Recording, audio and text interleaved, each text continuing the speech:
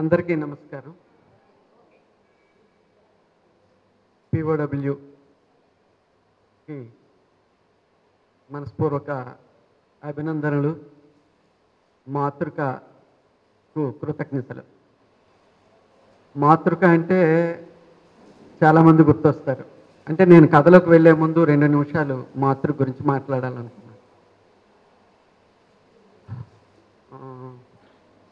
మాతృక అంటే చాలామంది గుర్తొస్తారు. పేరు చెప్తే ఒప్పుకోని వాళ్ళు కూడా గుర్తొస్తారు. అయితే 2015లో రమాసుందరి గారు అప్పటికి 2 సంచికలు వచ్చాయి. 3వ సంచిక కోసం కథ అడిగారు. నిజానికి అంతకుముందు 1985, 87 ఆ ప్రాంతం, నాకు సరిగ్గా 95 ప్రాంతం గుర్తులేదు నాకు. అరణ్యకృష్ణ గారు మాతృక కోసం కథ అడిగినప్పుడు తిరగబడ్డ పేగు అని ఒక కథ నేను రాసి పంపించాను. మాతృకలో వచ్చాయింది. అది తర్వాత కొన్ని కథా సంకలనాల్లో కూడా వచ్చింది. అలాగా మాతృకతో ఎప్పటి నుంచో ఒక పరిచయం ఉంది. కానీ ఒక రెగ్యులర్గా అంటే కుటుంబంలో సభ్యుడు అని మిత్రులు అన్నట్టుగా మాతృ కుటుంబంలో సభ్యుడైంది ఫిబ్రవరి 2015. నాకు అప్పటిదాకా చేతితో రాయడమే కథ అలవాటు, కంప్యూటర్తో అలవాటు లేదు. కంప్యూటర్ మీద రాయండి అంటే మాతృకి నేను రాశాను, వరుస పెట్టి కథలు రాస్తుంటే మాకెందుకు రాయటం లేదు అని అడిగిన వాళ్ళు ఉన్నారు. నిన్నటికి మొన్న అంటే ఒక పెద్ద సంపాదకుడు మీరు మెయిన్ స్ట్రీమ్ పత్రికలకి ఎందుకు రాయడం లేదు అని కూడా అడిగిన వాళ్ళు ఉన్నారు. చెప్పాను నేను వాటికి ఆ స్థాయి లేదు అని. ఆ మాటకి వాళ్ళు మరి నొచ్చుకుంటే నేను చెప్పలేను. ఎందుకు ఈ మాట అన్నాను అంటే మెయిన్ స్ట్రీమ్ అనబడే పత్రికలు కొన్ని కథల్ని అచ్చు వేసే శక్తి వాటికి లేదు. ఆ శక్తి ఎందుకు లేదు అని ఆలోచించినప్పుడు వాళ్ళకి అసలు ఈవేళ ఒక పత్రిక పేరు చెప్తే పార్టీ పేరు చెప్పినట్టుగా ఉంటుంది. వాళ్ళు పాంప్లెట్స్గా పనిచేసినప్పుడు సీరియస్ విషయాలను వేయడం, అది శాంతి భద్రతల సమస్యగా చూడడం, ఇట్లాంటి అనేక సాధక బాధకాలు వాళ్ళకు ఉన్నాయి. సరే, వాటిని అర్థం చేసుకుందాం. అయితే నేను ఈ మధ్య అప్పుడు ఒకటి ఆలోచించాను. ఎడిటర్స్ డస్ట్బిన్ కథలు అని ఈ మధ్య ఒక కొత్త కాలం స్టార్ట్ చేద్దాం అనుకుంటున్నాను. అంటే పత్రికలు రిజెక్ట్ చేసి డస్ట్బిన్లో పడేసిన కథల్ని అదే శీర్షిక పెట్టి వేద్దాము అని ఒక ఆలోచన.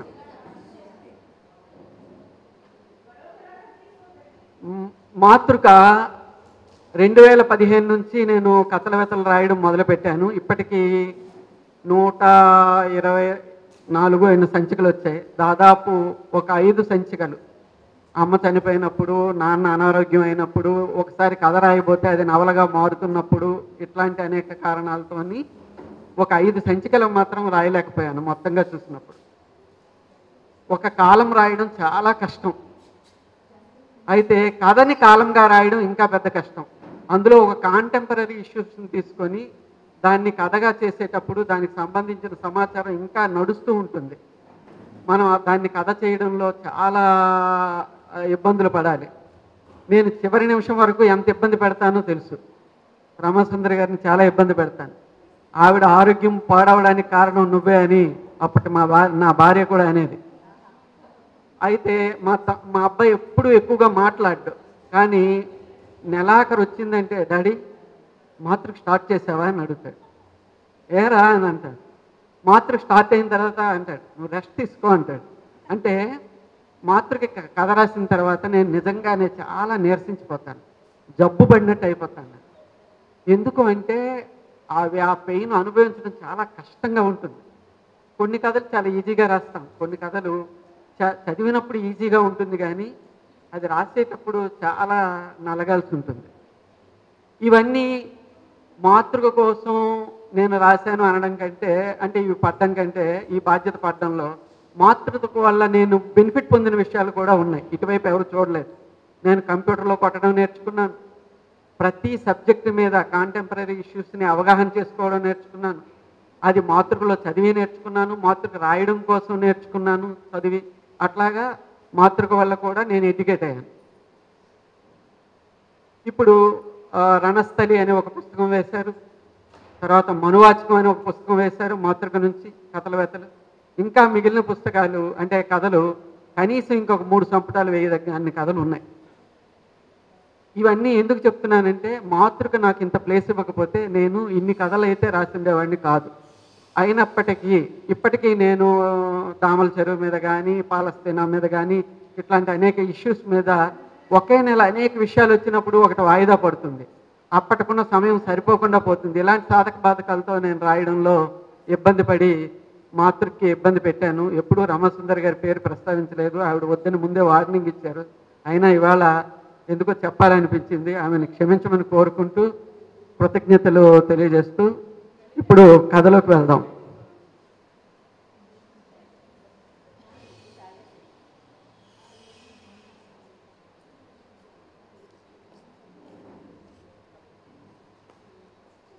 ఇప్పుడు మేడం గారు అన్నారు మీ గురించి నేను ఇంకా చెప్పలేకపోయాను.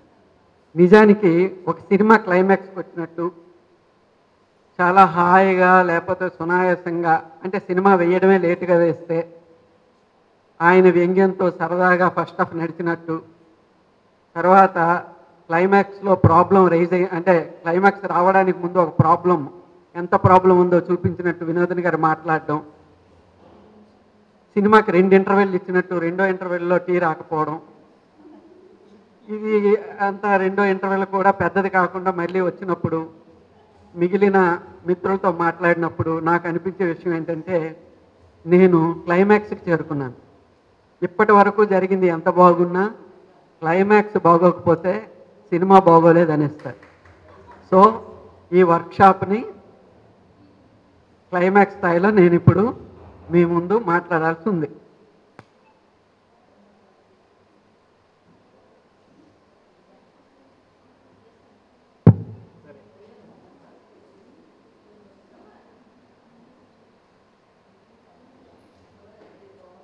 నాకు ఇచ్చిన టాపిక్ కథనం. సరే, కథ దగ్గరికి వద్దాం. కథనం కంటే ముందు కథ కదా. కథను ఎక్కడి నుంచి మొదలు పెట్టాలి?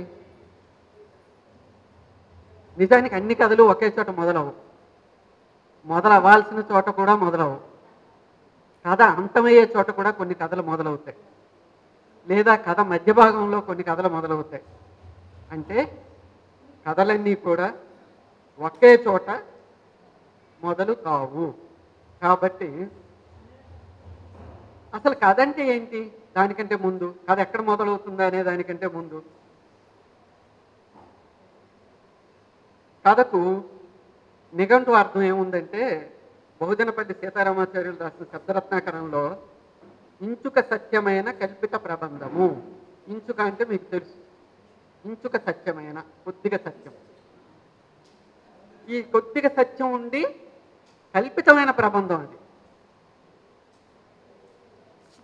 మరి బ్రౌని నిఘంటువులో ఏముందంటే కథ గురించి ఏ బుక్ కంటైనింగ్ ఏ లెజెండరీ టేల్ అంటే ఒక పురాణ గాథ ఉన్న పుస్తకం అని ఉంది. మళ్ళీ సరే అసలు కథ అంటే ఏంటి అని కొట్టి చూస్తాను నేను. కథ అంటే ఒక కథని కట్టు కథని, చరిత్రని, ఒక చిక్కు అని, లేదా పజిల్ అని, ఇట్లా అనేక అర్థాలు ఉన్నాయి. అందుకే కథ చెప్తే కథలు చెప్పు అని అనడం కూడా అక్కడి నుంచే మనకు మొదలైంది. కథలన్నీ చదివితే చరిత్ర కనిపిస్తుంది, కాబట్టి కథకి అర్థం చరిత్ర కూడా.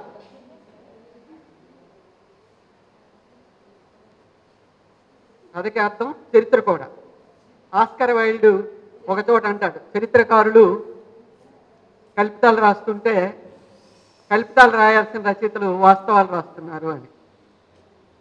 ఈ మాట ఎందుకన్నారు? ఇందులోని వ్యంగ్యం మీకు అందాలి. అంటే ఉన్నది ఉన్నట్టుగా రాయడం, ఫోటో తీయడం లాంటిది. అది కథ అవదు. అంటే ముందు కథ ఏది కాదో అది మనం ముందు తెలుసుకుందాం.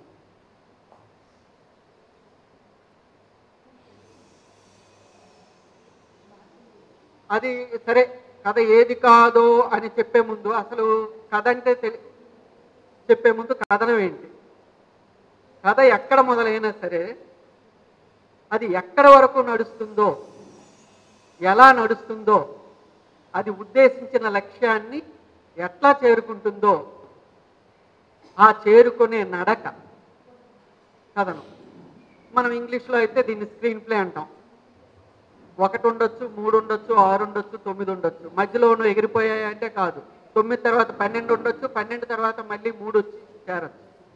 దీనికి ఏంటంటే ఇది నెరేషన్ ఆఫ్ స్టైల్ అనమాట. ఇది కథనం. కథనం ఎట్లా చెప్తారు, ఎందుకు చెప్తారు? ఇట్లాంటి వాటికి వెళ్ళే ముందు అసలు ఒక కథలోంచి మీకు సులువుగా, అంటే పొద్దున్న నుంచి వినున్నారు కాబట్టి మీకు కథలో సులువుగా వెళ్ళడానికి నేను ఒక ప్రయత్నం చేస్తాను. మనందరం ఇంచుమించు, నేనే కాదు మీరు కూడా, మొదటగా విన్న కథ అనగనగా ఒక రాజు, ఆ రాజుకి 7 కొడుకులు. ఈ కథ మనం చిన్నప్పటి నుంచి వింటూ వస్తున్నాం. ఈ కథను తీసుకొని దాదాపు ఈ కథ మాతృకగా చేసుకొని నేను చాలా వరకు మాట్లాడడానికి ప్రయత్నిస్తాను.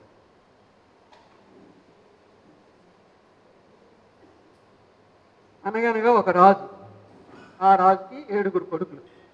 ఇది మనకి చిన్నప్పటి నుంచి అమ్మమ్మ రాజుకి 7 కొడుకులు కథ చెప్పు అని మన అమ్మని అడిగేవాళ్ళం, లేదా మన అమ్మమ్మనో నాయనమ్మనో తాతనో ఎవరినో ఒకరిని అడిగేవాళ్ళం. అంటే అనగనగా ఒక రాజు అంటే కథ పేరే టైటిల్ అయిపోయింది అక్కడ. అనగనగా ఒక రాజు, ఆ రాజుకి 7 కొడుకులట. వేటకెళ్ళారు, 7 చేపలు తెచ్చారు. అందులో ఒక చేప ఎండలేదు. చేప నువ్వెందుకు ఎండలేదు? గడ్డి కుప్ప షాట్ వచ్చింది. గడ్డి కుప్ప నువ్వేనికి షాట్ వచ్చావు, లేదా నువ్వెందుకు షాట్ వచ్చావు? నేను రాసేటప్పుడు మాండలికంలో, ఉత్తరాంధ్ర మాండలికమైన శ్రీకాకుళానికి సంబంధించిన మాండలికంలో నేను రాశాను. కొద్దిగా మెరుగు చేసి చదవడానికి ప్రయత్నిస్తాను. గడ్డి కుప్ప నువ్వెందుకు అడ్డం వచ్చావు? నాకు ఆవు మేయలేదు. ఆవు నువ్వెందుకు మేయలేదు? నాకు గొల్లవాడు ఇప్పలేదు. గొల్లవాడా నువ్వేనికి ఇప్పలేదు. నాకు అవ్వ బువ్వ పెట్టలేదు. ఏమే అవ్వ బువ్వ పెట్టలేదు? నా పిల్ల ఏడుస్తుంది. నా పిల్ల ఏడుస్తుంది. మా దగ్గర అయితే నా పిల్ల ఏడుస్తుంది. పిల్ల నువ్వెందుకు ఏడుస్తున్నావు? సీమ కుట్టింది. సీమ నువ్వేనికి కుట్టినావు అంటే, ఎందుకు కుట్టినావు అంటే, కుట్టావు అంటే నా బంగారం కన్నంలో చెయ్యేడితే కుట్టనా అన్నదట. ఈ కథ మీకు అందరికీ తెలుసు. ఇది కథ. ఇదే కథకి ఈ కథను ఇప్పుడు చదివిన ఏదైతే కథ చెప్పే విధానం ఉందో అది ఒకదాని నుంచి అది చేప ఎండకపోవడం నుంచి, గడ్డి కుప్ప చోటు రావడం నుంచి ఇదంతా వెళ్ళడం అనేది నేను ఇందాక చెప్పినట్టుగా 2, 4, 6, 8 అట్లాంటి ఒక స్టెప్స్ అనుకుందాం, ఒక స్క్రీన్ ప్లే ఆర్డర్ అనుకుందాం. అట్లా అంటే కథ చెప్పే సంవిధానం ఉంది. అట్లా అంటే అట్లా చెప్పడం వల్ల దానికి ఆసక్తి వస్తుంది. అయితే ఇక్కడ జాగ్రత్తగా వినండి. ఇప్పుడు ఇదే కథని నేను వెనక నుంచి చదువుతాను. కథని ఇప్పుడు మొదటి నుండి చదివాను కదా, వెనక నుంచి చదువుతాను. చదివినప్పుడు ఏమవుతుంది? చీమ నువ్వెందుకు పుట్టావు అంటే, నా బంగారం కన్నంలో చేయొచ్చింది. పాప నువ్వెందుకు చేయి పెట్టావు? ఇట్లా మనం వెనక్కి వెళ్తున్న కొద్దీ ఏమవుతుంది? దీని కథనం మారిపోతుంది. ఒక్కసారి ఆలోచించండి. మీకు తెలిసిన కథ అంటే ఏమీ లేదు. మనము చిన్నప్పటి నుంచి మన జీవితంలో భాగమైన మన పుట్టుక నుంచి చనిపోయేటప్పుడు కూడా పాట పాడుతారు. పాటలో కూడా కథ ఉంటుంది. పుట్టినప్పుడు ఎలాగో పాడుతారు, అందులో కూడా కథ ఉంటుంది. ఇదంతా ఎందుకు చెప్తున్నానంటే, మనము కొద్దిపాటి ఎరుకని కలిగి ఉంటే, అంటే కొద్దిపాటి ఎలర్ట్నెస్ అంటే స్పృహని కలిగి ఉంటే కథకి మనం ఎటువంటి కథనాన్ని అద్దొచ్చు అని చెప్పడం కోసం మాత్రమే ఈ కథను వెనక నుంచి వెళ్ళినప్పుడు పాప ఏడవడం దగ్గర నుంచి, పాప ఎందుకు ఏడ్చేవడం దగ్గర నుంచి, అంటే సీమను అడగడం దగ్గర నుంచి ఇలా వరుస పెట్టి మనం వెనక్కి వెళ్తాం. ఇప్పుడు ఎవరికి తప్పు అవుతుంది? అసలు రాజుగారు తెచ్చి చేపలను ఎందుకు ఎండబెట్టారు? కాబట్టి ఆ రాజుగారి కొడుకుల్ని మనం కాసేపు పాఠకులను ప్రేక్షకులను చేసి పక్కన పెడదాం, పెట్టి చూద్దాం ఎలా ఉంటుందో కదా. అప్పుడు ఏం చెప్తుంది? రాజునైనా రాజుగారి కొడుకైనా మనకేమీ ఎక్కువ కాదు కాబట్టి మీరు ఇప్పుడు పాఠకులే అని చెప్పి వాళ్ళని కూర్చోపెడతాం.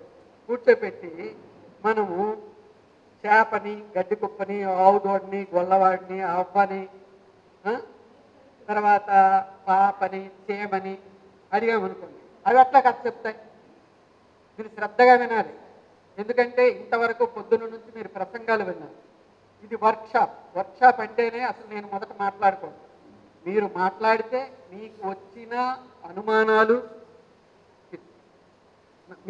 అనుమానాలు, అవాంతరాలు, సాధక బాధకాలు చెబితే నేను సాయపడేందుకు వీలుంటుంది. కానీ అటువంటి అవకాశం మనకున్న సమయం వల్ల లేదు అని నేను అనుకొని మాట్లాడటం ప్రారంభించాను. కానీ ఏ వర్క్షాప్లోనైనా పాల్గొనే వాళ్ళ భాగస్వామ్యంతో మాత్రమే ఆ వర్క్షాప్ నడిస్తే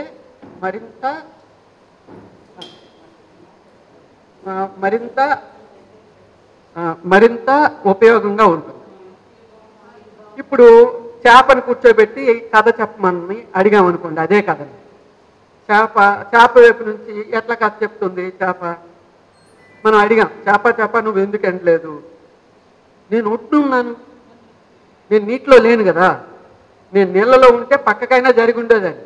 గడ్డికుప్ప చోట వచ్చింది కదా, గడ్డికుప్ప చోట వచ్చినప్పుడు నేను నీళ్ళలో ఉంటే పక్కకి వెళ్ళేదాన్ని. నేను ఒడ్డు మీద ఉంటే బతికినా చచ్చినట్టే కదా, అందుకని నేను పక్కకి జరగలేకపోయాను. పాపం ఆ పసిపిల్ల ఏడ్చింది అని చేప కూడా ఏడవచ్చు. చేప కళ్ళల్లో నీళ్లు చూడటం సాధ్యం కాదు, ఎందుకంటే అది నీళ్ళల్లోనే ఉంటుంది, దాని కన్ను తడిగానే ఉంటుంది. అలాగని దానికి దుఃఖం లేకుండా ఉండదు. మన మనుషులు అంతే, నిత్యము దుఃఖంలో ఉంటాం. కొన్నిసార్లు కళ్ళ ముందుకి అది ఇదైనప్పుడు మన కళ్ళ ముందుకు వస్తుంది, కానీ లోపలంతా ఉంటుంది. మనుషులు దుఃఖపు ముట్టలుగా ఉంటారు, అనేక సందర్భాల్లో ఉంటారు. అయితే దుఃఖం ఎల్లకాలం ఉండదు, అది వేరే కదా, మళ్ళీ మాట్లాడుకుంటాం. అయితే గడ్డి కుప్పని అడిగామనుకోండి, మేము ఎందుకు చెప్తున్నాను ఇంత దీనిగా? ఒక కథని తీసుకునేటప్పుడు మన ముందు చిన్నప్పటి నుంచి విన్న కథని తీసుకునేటప్పుడు దాని నెరేషన్ స్టైల్స్ ఎన్ని రకాలుగా మనం ఊహించవచ్చు. ఇది మీకు మీరుగా చేసుకోవాల్సిన ఎక్సర్సైజ్. ఇప్పుడు గడ్డి కుప్పని అడిగామనుకోండి, గడ్డి కుప్ప వైపు నుంచి ఇంకొక కథ వస్తుంది. గడ్డి కుప్ప నువ్వు ఎందుకు అడ్డం వచ్చావు అంటే, ఆవు మేస్తే నేను అడ్డం వస్తానా? ఆవు మేయలేదు, తప్పు నాది కాదు, నేరం ఆవు మీద కూడా నెట్టచ్చు. ఆవు నువ్వు ఎందుకు మేయలేదు లేదా ఆవుని మనం తన వైపు నుంచి కథ చెప్పమంటే ఆవు ఏమని కథ చెప్తుంది? అసలు నాకు ఆకలేసినప్పుడు కానీ అంటే ఆవు తన కథ చెప్పొచ్చు. పక్కనున్న దూడ కూడా కథ చెప్పొచ్చు, దూడ కూడా ఉపకథ చెప్పొచ్చు. నాకు ఆకలేస్తే నా పాలంతా ఈ మనుషులు తాగేస్తున్నారు, కొద్దిగా చేపుకు మాత్రమే నన్ను రుచి చూడనిస్తున్నారు మా అమ్మ పాలు, ఆకలి తీరనివ్వడం లేదు అని అది ఉపకథ కూడా చెప్తుంది. అంటే ఆకలి ఎంత దీనిగా ఉంటుంది. అటువంటి ఆకలి వేసేటప్పుడు ఆవు ఏం చెప్తుంది? నాకు ఎక్కడ గడ్డేశారు, నా ఆకలి ఎక్కడ తీర్చారు, తీరిస్తే ఆ గడ్డి అడ్డం రాకపోను, ఆ చేప ఎండిపోయిను అని తన వైపు నుండి కథ చెప్తుంది. కొన్ని గొల్లవాడిని అడిగామనుకోండి, గొల్లవాడు ఏమని చెప్తాడు? గొల్లవాడా నువ్వెందుకు విప్పలేదో అని ఆవునంటే, అవ్వ పోవ పెడితే తినేసి వెళ్ళి ఇప్పేద్దును కదా అని గొల్లవాడు అంటాడు. పిల్లకు ఇంత బాధ వస్తుందంటే అవ్వ పెట్టేదాకా ఆపకుండా నేను వెళ్ళి విప్పేద్దును కదా అని వాడు ఏడవచ్చు. అయితే పిల్ల ఏడకపోతే అంటే అవ్వ ఏమే పోవ పెట్టలేదు అంటే, ఆ పిల్ల ఆడకపోతే నేనే పెట్టేదాన్ని అని మళ్ళీ పిల్ల దగ్గరకు వచ్చింది. ఇట్లా అడిగితే చీమకి ఇప్పుడు పిల్ల నువ్వెందుకు ఏడుస్తున్నావు అంటే, అది బంగారం కన్నం కదా అని వేలు పెట్టాను, కన్నం లేకపోతే నేను ఎందుకు వేలు పెడతానని ఆ పిల్ల కూడా కథ చెప్తాను. అంటే ఎవరి వైపు నుంచి వాళ్ళ కథలు వాళ్ళకు ఉన్నాయి. వేలు పెట్టకపోతే నేను కొడతానా అని చీమ కూడా అనొచ్చు. అంటే ఎవరి కథ వాళ్ళు చెప్పుకోవడం అనేది కూడా మనకి ఇక్కడ గ్రహిస్తే ఎటువైపు నుంచి కథ చెప్తే ఆ కథ పండుతుంది. మనము ఒక ఫోకస్ లైట్ వేసేటప్పుడు దేన్ని మనం చూడాలనుకుంటాం? అప్పుడు అంటారు కదా మనకి, పావురాన్ని కొట్టేటప్పుడు దాన్ని కంటిని గురి చూడాలి, ఆకులు కాదు, చెట్టు కాదు, కొమ్మలు కాదు. అంటే మనం ఫోకస్ చేయదలుచుకున్న విషయంలోకి దాన్ని అలా అలా అలా అలా తీసుకెళ్తూ ఉండాలి. మీరు కథ చదివేటప్పుడు చదివేసి ఇందులో రిలేట్ అయిన విషయం ఓన్ చేసుకొని వదిలేయడం కాకుండా, మీరు కథ రాయాలి అనే ఉత్సాహం ఉన్నప్పుడు. నిజానికి ఇంకొక మాట ఇక్కడ చెప్పాలి. కథాకథనం లాంటి పుస్తకాలు రాసిన కాళీపట్నం రామారామేశ్వర్ ఒక మాట అన్నారు. కథలు వర్క్షాపుల ద్వారానో కథాకథనం లాంటి పుస్తకాలు చదవడం ద్వారానో కథలు రాయడం జరగదు. మరి ఎప్పుడు జరుగుతుంది? కథ రాయాలనే తపన మీలో ఉన్నప్పుడు ఇవన్నీ మీకు సహకరిస్తాయి, ఇవన్నీ మిమ్మల్ని ప్రవోక్ చేస్తాయి. అంటే ఆ తపన మీకు ఉండాలి. ఆ ఉన్నప్పుడు అంటే రాయడం ఒక స్వభావంగా మారిపోవాలి. దేన్ని చూసినా కథగా చేసేయడం అనేది అలవాటు కావాలి. అప్పుడు రాయకుండా ఉండలేని తనం ఒకటి వస్తుంది. సరే, అది మళ్ళీ మనం మాట్లాడుకుందాం. ఈ కథలో ఇన్ని నేరేషన్స్ మీకు చెప్పిన తర్వాత ఇందులో మీరు ఇంకా ఏం గ్రహించారు చెప్పండి? ఈ కథలో ఏమేమి ఉన్నాయి? ఇప్పుడు నేను కథ చెప్పి కథని మీకు తెలిసిన కథనే చెప్పి ఆ కథని ఎన్ని నేరేషన్స్ అంటే ఎన్ని వైపుల నుంచి నేరేట్ చేయొచ్చో చెప్పాను. ఇప్పుడు ఈ కథలో ఏమేమి ఉన్నాయి? పాత్రలు ఉన్నాయి. పాత్రలు ఉన్నాయి కదా. ఆ పాత్రలు ఏంటో మీకు తెలుసు. గడ్డికుప్ప, చేమ, గొల్లవాడు, రాజు కొడుకులు, మొత్తం ఇవన్నీ. అలాగే సంభాషణలు ఉన్నాయి. ఆ సంభాషణలు మీరు విన్నారు ఇప్పటిదాకా. సన్నివేశాలు ఉన్నాయి, సంఘటనలు ఉన్నాయి. సన్నివేశాలు ఏంటి? చేపను తెచ్చి ఎండబెట్టడం ఒక సన్నివేశం, చేపలు పట్టడం ఒక సన్నివేశం, ఎండబెట్టడం ఒక సన్నివేశం, తర్వాత అది గడ్డికుప్ప అడ్డం రావడం ఒకటి.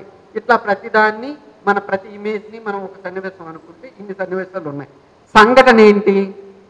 పాప ఏడవడం, ఇది అవ్వడం. అలాగే ఈ కథకి ఒక ఆరంభం ఉంది, ఒక ముగింపు ఉంది. అంటే ఒక ఆది ఉంది, ఒక అంతం ఉంది, ఒక స్థలం ఉంది, ఒక కాలం ఉంది. ఎందుకు? సూర్యుడు ఆ టైంలో వచ్చాడు కాబట్టి ఎండపడలేదు. కాలం ఉంది, స్థలం ఉంది, ఎండబెట్టిన స్థలం ఉంది. వాళ్ళు ఎక్కడ నివసించారో స్థలం ఉంది, స్థలకాలాదులు ఉన్నాయి. అంటే ఒక కథని మనం ఎట్లా చూస్తున్నాము, ఎన్ని వైపుల నుంచి చూస్తున్నాము అన్నప్పుడు పాత్రలు ఉన్నాయి, సంభాషణలు ఉన్నాయి, సన్నివేశాలు ఉన్నాయి, సంఘటనలు ఉన్నాయి, భాష ఉంది, అంటే యాస ఉంది. మీ ఒక్కొక్క ప్రాంతంలో దాన్ని ఒక్కోలా చెప్తారు కాబట్టి ఆ యాసతో కూడా చెప్పొచ్చు. ఆ నుడికారం ఉంది, వస్తువు ఉంది, అంటే ఆరంభం ఉంది, అంతం ఉంది, రూపం ఉంది, కథ ఉంది, కథనం ఉంది. కథనం కూడా ఎన్నో రకాలుగా చెప్పొచ్చు, అది కూడా ఉంది. వర్ణన కూడా ఉంది. వర్ణన ఏముంది చెప్పండి? బంగారం కన్నంలో చేయబడి. కన్నం మట్టిది కదా, బంగారం కన్నం అన్నది. దాని కన్నం దానికి బంగారమే కాబట్టి అది బంగారం కన్నం అన్నది. అంటే వర్ణన ఎక్కడ అవసరమైంది? అక్కడ వర్ణన కూడా వాడారు. అంటే వీటన్నిటితో పాటు వర్ణన కూడా ఉంది. కల్పన ఉందా లేదా? కల్పన కూడా ఉంది. కల్పన ఏముంది? చేప ఎండకపోవడం కానీ, అలాగే చేప, గడ్డికుప్ప, చేమ ఇట్లాంటివి మాట్లాడటం కానీ, ఇవన్నీ కల్పితమే కదా. అసలు ఇవి మాట్లాడతాయా? ఇప్పుడు పతంజలి గారి దాంట్లో లాగా ఇప్పుడు అందులో కుక్క మాట్లాడినట్టు మాట్లాడుతుందా అంటే మాట్లాడరా. బయట ఎక్కడ కుక్కలు మాట్లాడవు కదంటే అవి మాట్లాడితే ఎలా ఉంటాయి? ఆ పాత్ర మనకి ఎందుకు గుర్తుంది అంటే మనం నమ్ముతాం. ఎందుకంటే ఆ కుక్కలో మనిషి ఉంటాడు, ఆ కుక్కలో మనిషి ఉంటాడు. ఇక్కడ ఈ జీవరాశులన్నింటిలో కూడా మనిషే ఉంటాడు. ఇది మనుషులు తమకు తెలిసిన భాష ద్వారా, కథ ద్వారా, జ్ఞానం ద్వారా కమ్యూనికేట్ చేయడానికి మనం వీటిని వాడుకుంటున్నాం అంతే. కాబట్టి కల్పన ఉండాలి. అది వాస్తవికత కల్పన, అభూత కల్పన కాదు. ఆ కల్పన మీరు నేల మీదకి తెచ్చేస్తే ఆ కల్పన కూడా వాస్తవమై కూర్చుంటుంది. ఆ కల్పన మీరు చేయాల్సిందంతా ఏంటి? ఆ కల్పన ఇది సాధ్యం కాదు అంటే ఇలా సాధ్యమవుతుందేమో అని ఆ ప్రశ్నని చెరిపేసేలాగా మనం దానికి మానవ స్వభావాన్ని తీసుకొచ్చామనుకోండి, మనం ఆటోమేటిక్గా, ఎందుకంటే రాసేవాడు కానీ చదివేవాడు కానీ ఇద్దరు కూడా మనుషులే, ఇద్దరికి ఎరిగిన వాతావరణమే, ఎరిగిన ప్రదేశమే, ఎరిగిన కాలాలే, స్థలకాలాలే ఇవన్నీ. కాబట్టి ఆటోమేటిక్గా ఆ భావోద్వేగాలు అన్నీ కూడా, ఎమోషన్స్ అన్నీ కనెక్ట్ అవ్వడానికి అక్కడ అవకాశం ఉంటుంది. అయితే కథలో ఇవన్నీ ఉన్నాయన్నాం. వీటన్నిటితో పాటు ఇంకొకటి కూడా ఉంది. ఏముంది? అది కార్యకారణ సంబంధం. కార్యకారణ సంబంధం ఏంటి? సమయానికి చేయాల్సిన పని చేయకపోవడం వల్ల అక్కడ దాకా పోయింది. ఆ పాపకి చీమ కుట్టేదాకా, లేదా ఆ పాప ఏడ్చేదాకా, ఆ పాప బాధకు లోనయ్యేదాకా, ఏడవడం అంటే బాధకు లోనవ్వడం దాకా, లేదా ఆ చీమ కన్నం, ఆ చీమ తాలూగా కన్నము ఎప్పుడైతే వేలు పెట్టిందో దాని ఇల్లు కూలిపోయినట్టే కదా. అది కూడా మనం ఆలోచించాలి కదా రచయితలుగా. అంటే ఇంత హింస ఎందుకు జరిగింది? పాప ఏడవడం, పాప మనిషి కాబట్టి పాప ఏడుపునే మనం పట్టించుకోనక్కర్లేదు, క్షేమ గూడు కూడా పోయింది కదా. అంటే అంత సున్నితంగా, అంత లోతుగా మనము అంటే వాక్యాల వెంబడి కళ్ళు పరుగులు తీయడం కాదు, ఆ పదాల వెనుక చెప్పినా చెప్పని రెండు విషయాల్ని మనం అర్థం చేసుకోవాలి. ఆ రెండు విషయాల్ని అర్థం చేసుకున్నప్పుడు ప్రతి దాంట్లోంచి మనము ఎడ్యుకేట్ అవుతాం.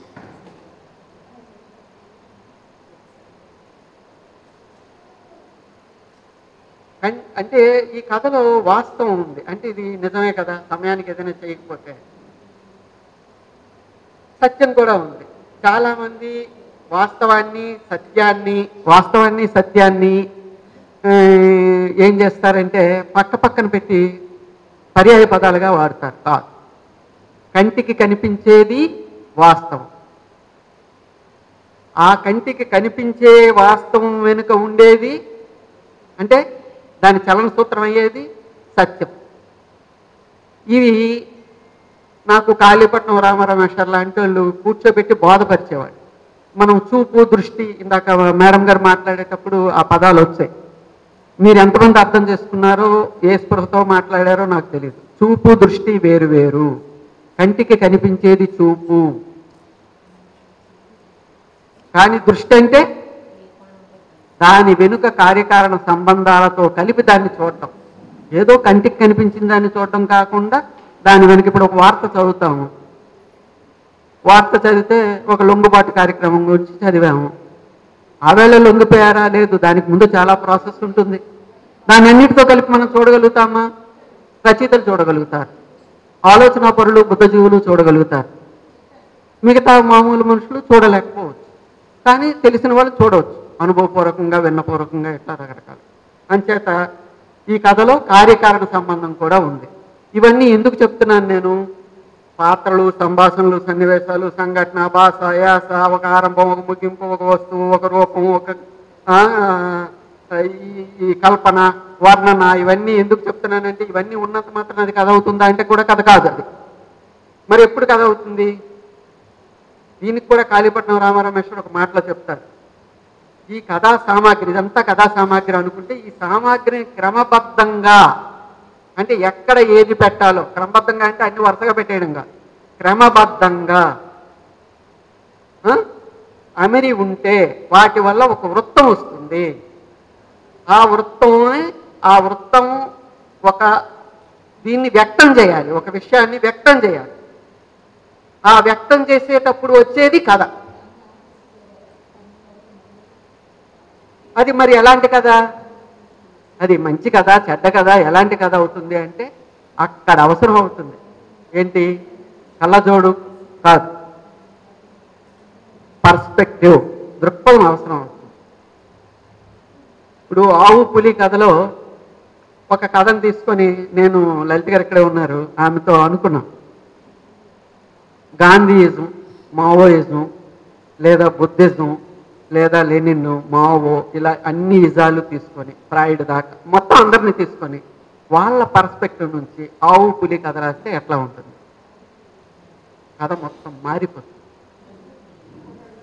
ప్రతి కథ కూడా మారిపోతుంది. అంటే ఏంటి అర్థం? ఇది ఎందుకు నేను చెప్తాను అంటే,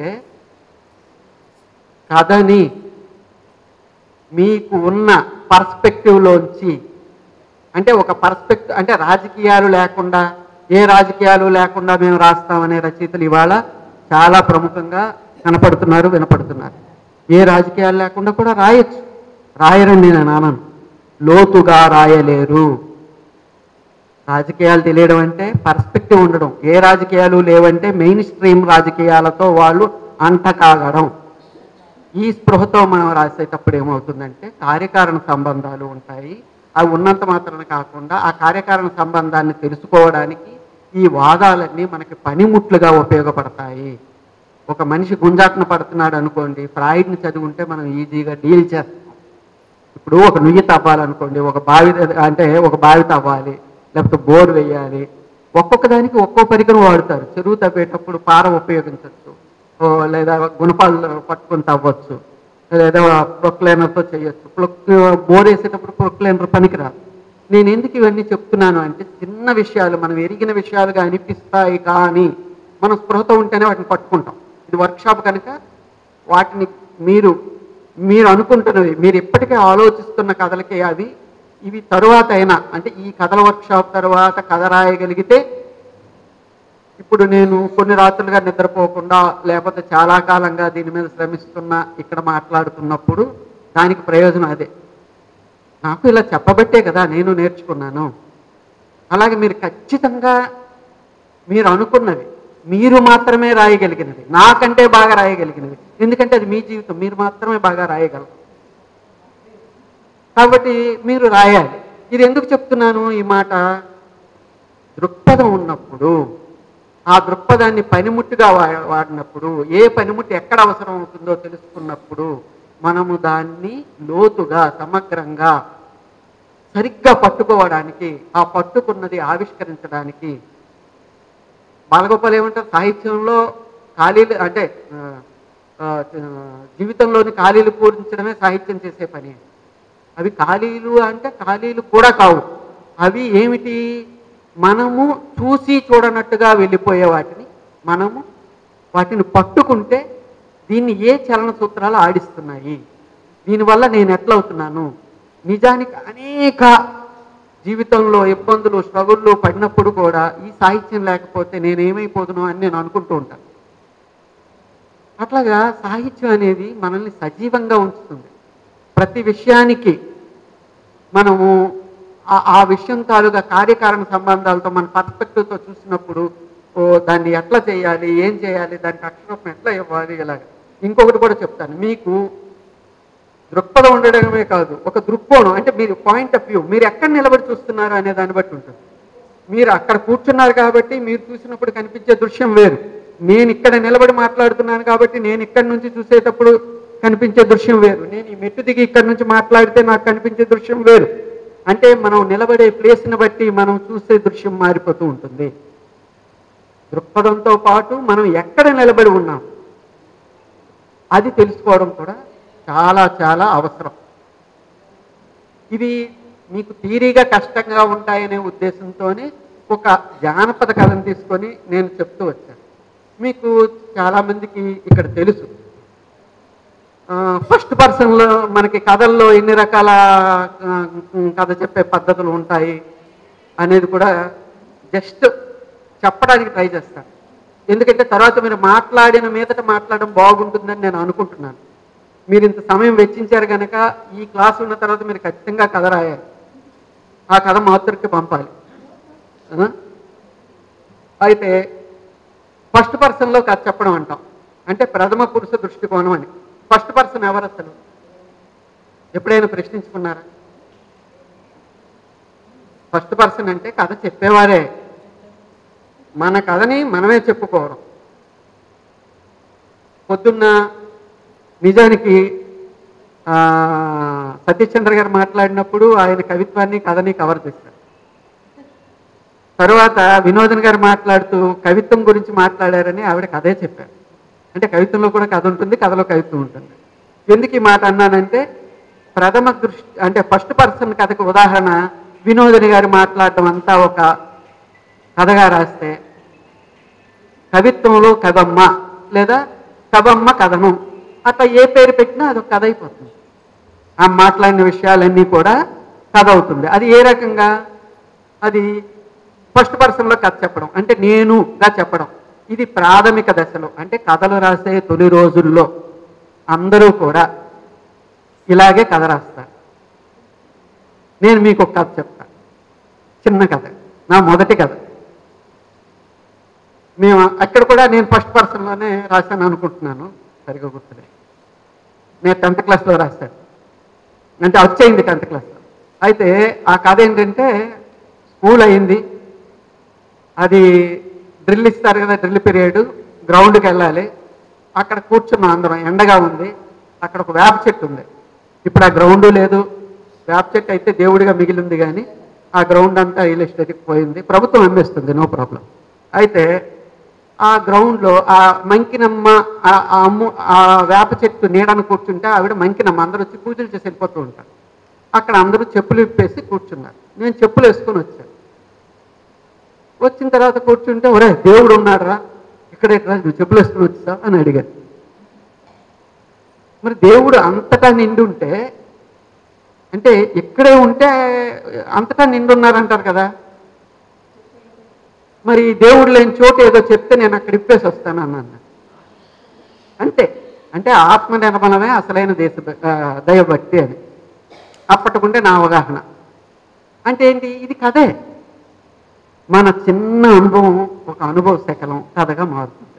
అప్పుడు నేను నా వైపు నుండి చెప్పడం ఉంటుంది. ఎవరు రాసినా తొలి రోజుల్లో ఫస్ట్ పర్సన్లో కథ చెప్తారు. అయితే దీంట్లో ఉండే ప్రమాదం ఏమిటి, ఫస్ట్ పర్సన్లో చెప్పేటప్పుడు ఎక్కడ ఆపాలి, ఏది చెప్పాలి, ఏది చెప్పకూడదు, ఎక్కడితో ఆగాలి, ఉత్కంఠ కలిగించడానికి ఇక్కడ ఇది ఆపి ఇంకొక విషయాన్ని చెప్తూ అక్కడ మళ్ళీ దాన్ని తీసుకురావాలి, ఇట్లాంటి విషయాలు చెప్పడానికి కుదరదు ఫస్ట్ పర్సన్లో. సరే, సెకండ్ పర్సన్కి వద్దాం. అంటే దీంట్లో ఉండే లాభాలు ఏంటో కూడా చెప్తాను. ఫస్ట్ పర్సన్లో అంతర్గత ఆలోచనలు, అదుపులేని ఆలోచనలు చెప్పడానికి ఇది అద్భుతంగా పనికొస్తుంది. ఎందుకంటే నేను కదా రాసేవాడు, తను మనసు ఎటువైపు కదిలితే ఆలోచనలు ఎటువైపు కదిలితే అట్లా వాక్యాలు వస్తాయి. ఇక రెండోది సెకండ్ పర్సన్. సెకండ్ పర్సన్ ఎవరు, నువ్వు లేదా నేను. అంటే నువ్వు నా గురించి చెప్పడం లేదా నేను నీ గురించి చెప్పడం. నీ గురించి నాకు అన్నీ తెలుస్తాయా, తెలియదు కదా. కాబట్టి ఈ సెకండ్ పర్సన్లో కథలు రాయడం అనేది చాలా తక్కువ. ఇటీవల కాలంలో ఏదో అప్సర కథ రాసినట్టున్నారు. అంటే ఇందులో ఏమవుతుంది అంటే సెకండ్ పర్సన్లో అంతా మనం అవతల వ్యక్తి గురించి మనం అన్నీ తెలిసి మాట్లాడలేం. ఇప్పుడు నా గురించి నాకు లేదా మీ గురించి మీకు తెలిసినంతగా మీ గురించి మీకు తెలిసినంతగా నాకు తెలియదు కదా, నా గురించి నాకు తెలిసినంతగా మీకు తెలియదు. కొంత తెలుస్తుంది. తెలిసిన ఆ కొంత అనేటప్పటికీ దానికి లిమిటేషన్ వచ్చింది, పరిమితి వచ్చింది. కాబట్టి నేను నీ గురించి చెప్పడం లేదా నువ్వు నా గురించి చెప్పడం అనేది ఏమవుతుందంటే ఈ పద్ధతి కొద్దిగా అసహజంగా అనిపిస్తుంది. అంటే నమ్మకాన్ని ఇచ్చేలాగా మాత్రం కథ నడవదు. అంచేత ఇలా రాయడం, ఈ పద్ధతిలో రాయడం అనేది తక్కువ. ఎక్కువగా రాసే పద్ధతి మరి ఏమిటి అంటే థర్డ్ పర్సన్. ఇది సర్వసాక్షి దృష్టికోణం అంటాం. ఈ సర్వసాక్షి దృష్టికోణంలో ఏమవుతుంది, రచయిత లేదా కథకుడు అనేవాడు ఒక సర్వసాక్షిగా ఉంటాడు. అంటే అక్కడ జరుగుతున్న వాటన్నిటితో నిమిత్త మాత్రంగా ఉంటాడు. అది కూడా అందులో దూరిపోకూడదు. కొంతమంది రచయితలకి ఒక పాత్ర చేత అనేక విషయాలు మాట్లాడించడమే కాదు, కథకుడు కూడా అంటే కథలోకి ఆ రచయిత కూడా వచ్చి మాట్లాడేస్తూ ఉంటారు. ఆ పని అస్సలు చేయకూడదు. ఆ పాత్ర స్వభావం ఏమిటి, ఆ పాత్ర ఏ పరిస్థితుల్లో ఉంది, ఆ పాత్ర కథలో లేకపోవచ్చు, ఏం చదువుకుంది, ఎటువంటి స్ట్రగుల్ అవుతుంది, ఎటువంటి వాతావరణంలోంచి వచ్చింది, ఇవన్నీ మనకి తెలుసు కదా. తెలిసినప్పుడు మనం ఆ పాత్రను ఎట్లా చూడాలి, ఆ పాత్ర ఏం మాట్లాడుతుంది అనేది గ్రహింపు మనకు ఉండాలి. అంతకు మించి మాట్లాడింది అనుకోండి ఏమవుతుంది, అది అసహజంగా తోస్తుంది. లేకపోతే రచయితకు ఉండేటటువంటి ఆలోచనలు అనండి, కొంతమంది పైత్యమని విమర్శించనివ్వండి, అదంతా పాత్రకు వచ్చి చేరిపోతుంది.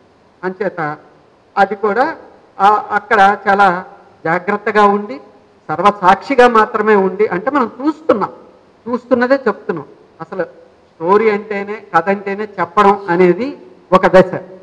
కథ అంటే చూపించడం అనే దశ కూడా వచ్చింది. అంటే దృశ్యమానం చేయడం, స్టోరీ టెల్లింగ్ అన్న ఆ చెప్పడాన్నే కథనం అని కూడా అంటున్నాం మనం. ఇంకో స్టైల్ ఏంటంటే జానపద కథన స్టైల్ ఉంటుంది. జానపద కథలని పాఠకులు ఎలాగా శ్రోతలకు చెప్పి నమ్మించడం, అంటే ఆ కథ మనకు వింటున్నప్పుడు దానికి జానపదకి మళ్ళీ విడిగా వేరే లక్షణాలు ఉంటాయి. మీకు తెలిసిన జానపద కథల్ని దగ్గర పెట్టుకోండి. మీకు అంటే నేను చెప్తున్నాను నా అనుభవంలోంచి, నాకు బాగా ఇంగ్లీష్ వచ్చిన వాడిని కాదు. నేను జానపద సాహిత్యాన్ని ఆశ్రయించాను. జానపద సాహిత్యంలో అద్భుతమైన కథలు, వాటి మెలకువలు ఉన్నాయి. వాటిని మనం గనుక పట్టుకొని పదం చూస్తే అద్భుతమైన నేరేషన్ మనకి ఒక కొత్త సిలబస్లా ఉంటుంది. జానపద కథలు కూడా చదవండి. అలాగే ఎపిస్టోలరీ నేరేషన్ అని ఒకటి ఉంటుంది. అంటే వ్యాఖ్యానం, అంటే అభిప్రాయాన్ని ఎక్స్ప్రెస్ చేయడం లాంటివి కానీ, చైతన్య స్రవంతి స్ట్రీమ్ ఆఫ్ కాన్షియస్నెస్ గురించి కానీ, ఇట్లాంటివన్నీ ఉన్నాయి. ఇవి ఇప్పుడే నేను మాట్లాడడం అంత బాగుంటుందో లేదో. అలాగే లీనియర్గా చెప్పడం, నాన్ లీనియర్గా చెప్పడం, ఇది సినిమాలకే కాదు కథలోనూ ఉంటుంది. అలాగే బ్రేకింగ్ ది ఫోర్త్ వాల్ అని కథకుడు లేదా అతని స్థానంలో ఉండే పాత్ర పాఠకుల్ని సంబోధిస్తూ